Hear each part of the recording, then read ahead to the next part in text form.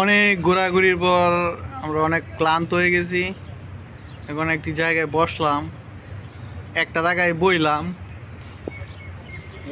এই যে আমাদের মামু মামু আছে, মামু ভালো ভালো গান গাইতে পারে। হ্যাঁ, মামু ভালো ভালো আসসালামু অস্থির অস্থির আলাইকুম। গান গাইতে পারে। জীবনে কি আর আছে, গান নিত্য মনের খোরাক। গান আমার মন রে বুঝায়, মনটা যে পাগল পারা। আর কিছু চাই না মুরে গান চারা, গান চারা। আর কিছু চাই না মুরে গান চারা। আচ্ছা, গান তো গাইলেন, এখন আমি একটা কথা কই। কও।